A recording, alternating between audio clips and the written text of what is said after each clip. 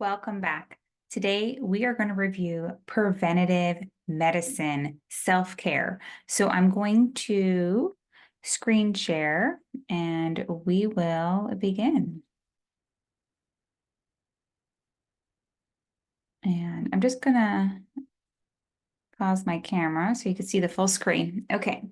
So again, we are going to start on the upper left-hand corner and go through some self-care routines. So dinacharya means daily routine, and it supports the sense organs, the eyes, the ears, the nose, the tongue, and the skin. And the benefits are maintaining your overall well-being and health. It adds years to one's life. It helps to prevent disease and relieve pain from disease, and you get to enjoy a better quality of life and attain self-realization with good health. And remember, the four aims of life for Ayurveda is we have the Dharma, duty, service, live a religious life, know the difference between right and wrong and good and bad. Artha, where you reap the benefits of the duty of acquiring wealth and working hard and getting some money in return. And kama, satisfaction of your desires with the artha you've earned from the dharma you have done. So from the hard work, maybe providing for your family or yourself, being independent, all of those things, getting that satisfaction from the work that you're doing.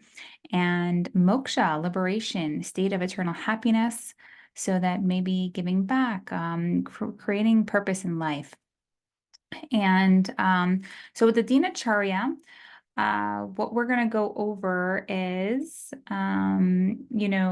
as far as the prakruti is concerned, we're just going to keep on just following these arrows and then we'll go through the daily routine.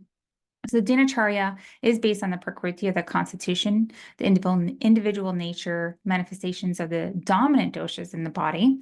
So we have the vata prakriti, or the vata body type, pitta prakriti, pitta body type, and the kapha prakriti, kapha body type.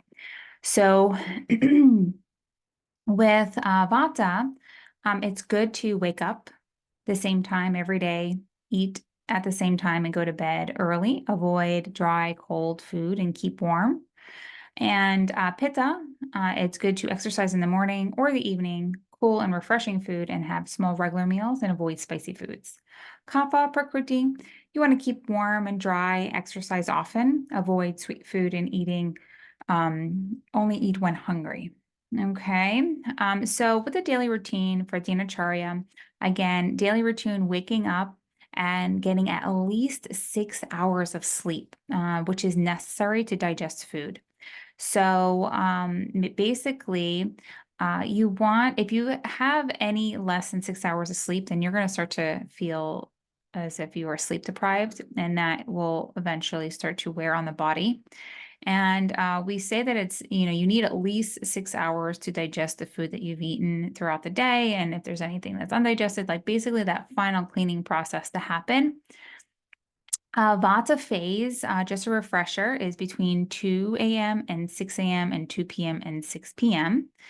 And it's good for, waking up during this time, because if you do wake up during this time and you're waking up early and you're having an evacuation, then you will be basically setting your body up for getting into the rhythm of something called the circadian rhythm, which is really just getting your body in tune with nature and when your body should be awake.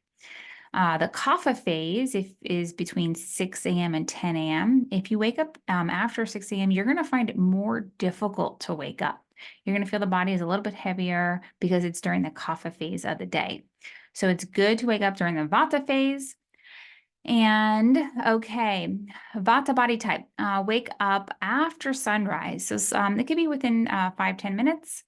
A pitta body type, wake up at sunrise. And then the kapha body type, you want to wake up before sunrise, before that excess heaviness comes in. You want to empty the bowels. Then you wash your face. I like to recommend doing some type of Ayurvedic herbal face paste on the face to kind of just clear off any of the dead skin cells and really refresh the skin. And then I do recommend putting on kumkumadi oil, which is a really great oil for helping with wrinkles and any kind of blemishes, and really just rejuvenates the skin. It's a really beautiful, wonderful oil. And you can massage it in. And then doing some cleansing oral activity, such as brushing your teeth. You can use astringent types of um, either toothpaste or bitter or pungent, things like neem, arjuna, vata, karajan, triphala, trikatu, trijata, which is cinnamon, ela, tejapatra. And you can do some tongue scraping with it clears the toxins, stimulates the digestive tract. You can use a copper, gold, silver, stainless steel tongue scraper. And then you have gum care. You could use a dry gum powder with yashimadu, ela, lavanga, which is clove, jatifala, which is nutmeg, amalaki, haritaki, and twak, which is cinnamon.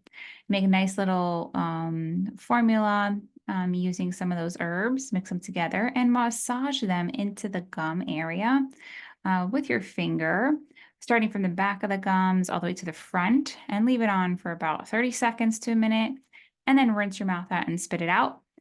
And then you could do some mouthwash or gargling. You could swish oil pulling. So swish oil.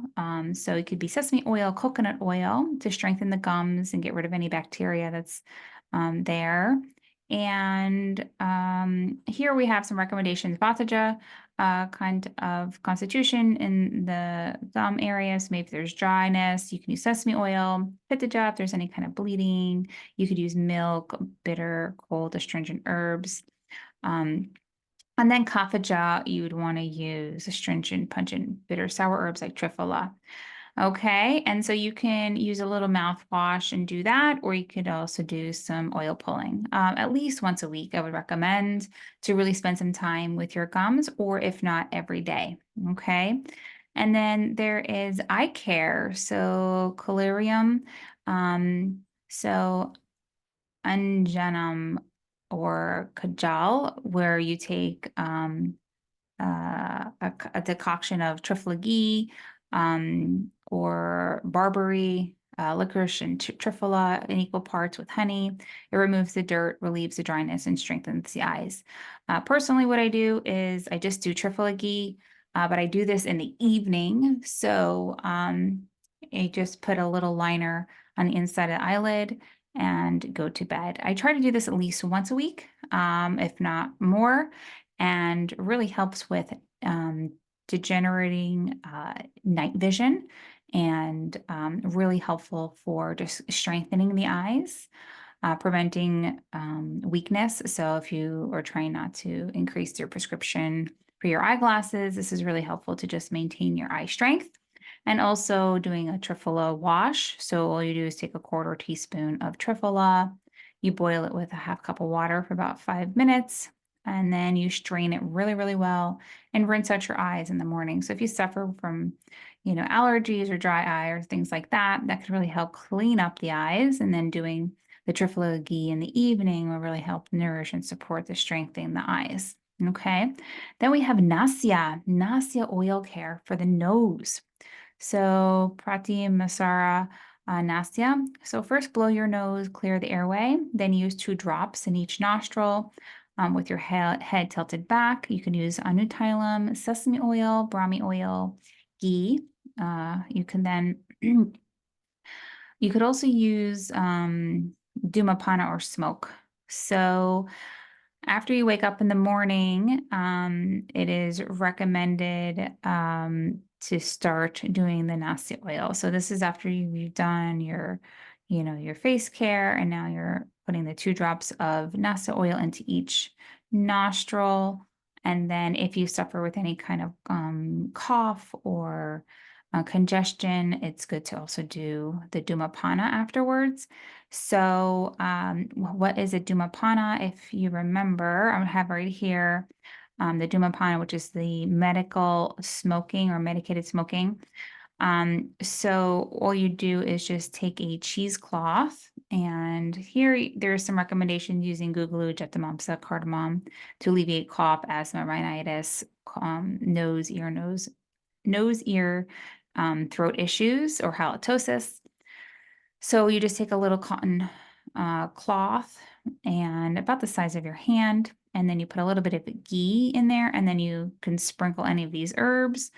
Most commonly used though is triphala, or um, sorry, or haridra or turmeric, and and you just sprinkle it and then you roll it up and then you burn, you put it on fire, and then the smoke that you blow out the fire, and the smoke that's coming from that is what you inhale, and that could also be used in the morning. Okay, and then it is indicated for eye diseases, hoarse voice, or after alcohol. And then we have the Vyayama, which is exercise. So you want to do it to one's stamina, to half of one's stamina. So Vata is light exercise, Pitta is moderate exercise, and Kapha requires vigorous exercise. All right. Okay, so that's your daily routine. Oh, and then you definitely want to do your daily Abhyanga. So after you've done all of your oral care and your face care, then you can exercise and then do your Abhyanga, which is the self application of oil on the body. Or you could do it first, shower, and then exercise. So it's just depending on how much you sweat and how comfortable you feel, doing it which way or the other. For the Abhyanga, so you want to do a daily application of either sesame oil on the body for Vata, coconut oil on the body for Pitta, and mustard oil on the body for Kapha.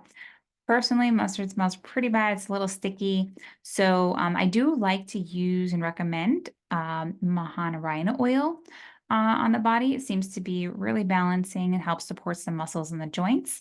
So you put it on the whole body, head and feet, and then you massage it in, into your arms, into your shoulders, over your belly, making sure that you are also doing your legs and you're doing the strokes that you've learned in school, but you do it on your body. And then I do have a self Abhyanga tutorial on my YouTube channel that you could watch and see if that helps to refresh your memory.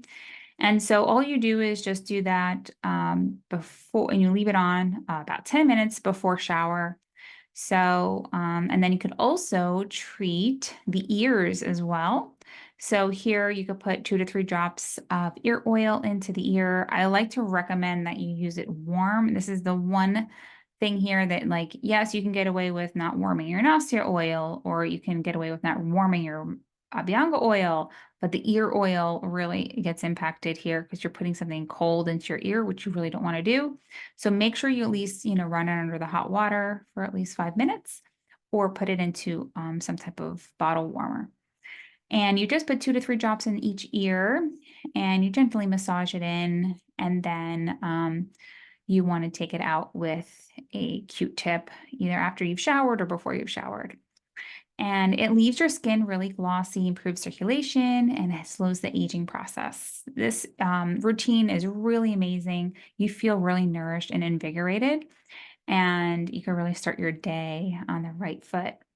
And bathing, it's a Snehanam hot water. Use hot water from the feet, and then cold water from the head. And then you can relax with herbs or essential oils like lavender. And it helps with fatigue, cleaning the body, and improves appetite.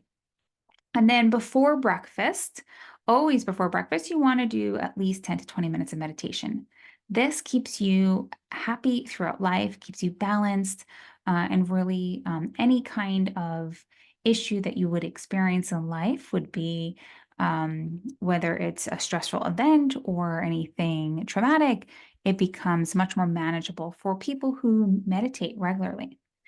And then here are some notes that I collected from Dr. Vasant Lad at a lecture, and I just wanted to put them someplace. So I ended up putting them here in this book, but I love being able to reference this. So he had recommended for a form of dinacharya and ritacharya as well. He had said for eyes, you want to use, if you have itchy eyes, use castor oil at least 1 time per week. Burning eyes, castor oil or coconut oil on the bottom of the feet. So you want to apply the castor oil and then use coconut oil on the bottom of the feet. Headaches, bringaraj oil on the head and feet for stress relief. And ears, karnupurna, 1 time every 2 months. Take sesame oil, 3 to 4 ounces. You chop garlic and you put in a 1/4 teaspoon of ajwain and a pinch of hing, and you cook until the garlic turns brown. And then you filter and you put it into an oil dropper and you fill the ear. And you sleep, he mentioned, the first night you sleep on the left side, so you're filling the right ear. And then the next night, it's vice versa. You switch over and you sleep on the right side and you fill the left ear. Okay, so he said in the morning, the next day, you clean out the ear with a Q-tip, and it helps for maintaining good hearing. If you're suffering from ringing of the ears, it's really helpful, but it is not indicated for fungal infection or any infection. You wouldn't want to do this. Teeth. Every Sunday and Thursday, he had mentioned to do the oil swishing for 5 to 10 minutes, and then do a massage of the gums to prevent cavities. So you could do that every day, or you could do it, he mentioned, just 2 times a week. Nose oil, that he mentioned, you do that daily. Thyroid gland. To support the thyroid, you want to do a hum pranayama. So it's just basically either closing the ears and humming on the breath out and humming on the breath in, like a bee. If you have a goiter, he recommended using or eating kale and also using shilajit, which has become very popular in this day and age. A lot of people are selling shilajit now. So hyperthyroidism, you want to use Kanchanara Guggulu. Hypothyroidism, you want to use Kishore Guggulu. And for the heart, do a heart basti with flaxseed oil for kapha, coconut oil for pitta, and sesame oil for vata. And take a gold coin, boil it in 2 cups of water, reduce it to 1 cup, and drink for arthritis. And it's a great cardio tonic. Okay, so cardiac tonic. So really good for the heart. Liver, number 1 rule for the liver, don't drink alcohol. And I love this because I do use this with my clients where people come in and they're drinking alcohol. I always say, well, wine is fine, whiskey is risky. And that's from Dr. Vasant Lad. So really trying to educate clients and yourself as well about the dangers of alcohol. So every 6 months, you can do a liver flush where you take 6 ounces of olive oil with a lime juice, garlic and cayenne pepper, and you drink at 6 a.m. and then you don't eat anything until noon, and then you should have green diarrhea. I find that I've actually tried this. I'm not a big fan of this in particular. I do like, there is a liver gallbladder flush that I like a little bit better than this. And that's because some people who do not tend to have loose bowels, I'm one of those. I have to be really careful, making sure I have enough fiber in my diet, that kind of thing, drinking enough water. I don't tend to have diarrhea ever. So people who have loose bowels, this will be really helpful for, or loose or just mushy or soft, or just have a soft koshta or medium koshta. Basically, they would probably be able to do this very mild liver flush. I need a little bit stronger. I recommend people who have a harder koshta to do more of a full liver flush. and that includes using Epsom salt. So parasites, take Trichotillomania, Vidanga, and a half a teaspoon 3 times per day.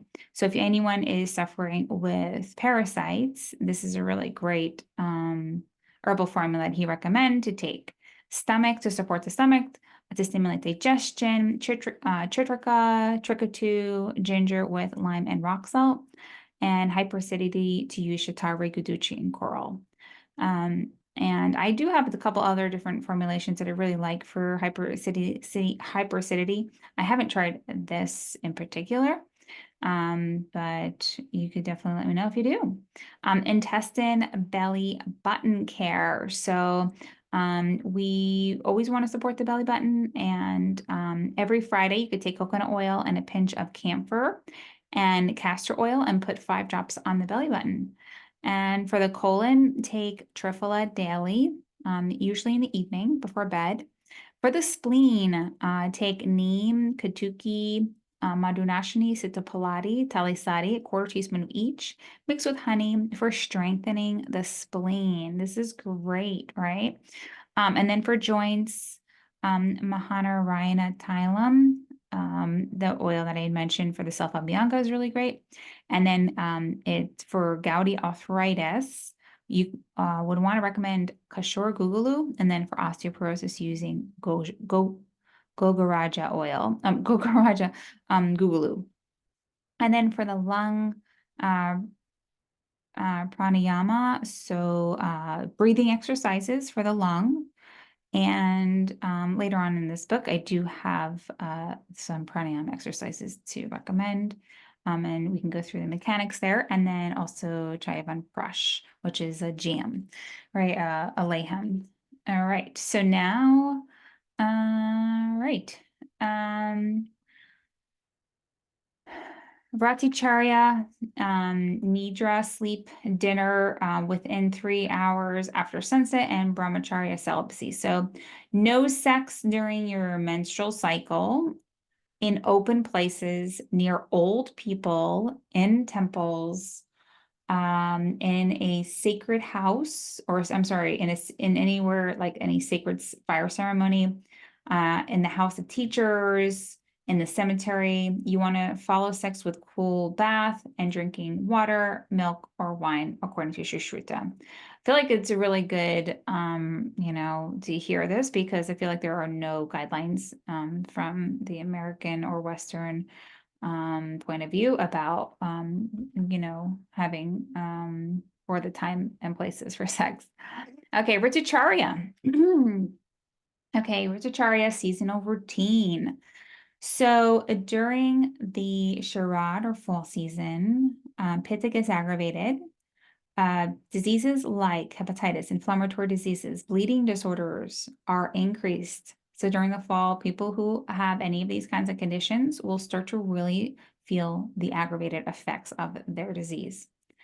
Diet and lifestyle recommendations: astringent, bitter, and sweet foods, amalaki, ginger, ghee, avoid too much work, sun exposure, daytime sleep, swimming is best, no alcohol, avoid garlic, hot and spicy foods. For Shira, winter, it accumulates in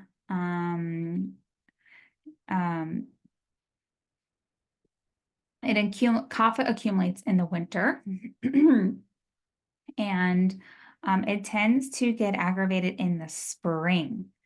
So if you notice right here, I have it right below here in the spring. So diseases that start to accumulate, where you'll start to see liquidity or allergies, asthma, upper respiratory diseases, and diet and lifestyle recommendations are, I usually, it is say wheat here, but I generally do usually tell people to avoid wheat because of how it's produced here in the United States. But ginger, black pepper, cinnamon, garlic, oil, honey, buttermilk, fasting, not in the traditional sense, of course, in the modified, either one type of food like, paya or rice porridge 3 times a day. Moderate exercise, avoid eggs, chicken, meat, milk, bananas, dry fruit, curd, yogurt, and daytime sleep. And then we have Grishma or summer. So Vata accumulates in the summer and it gets aggravated. Pitta gets aggravated in the summer.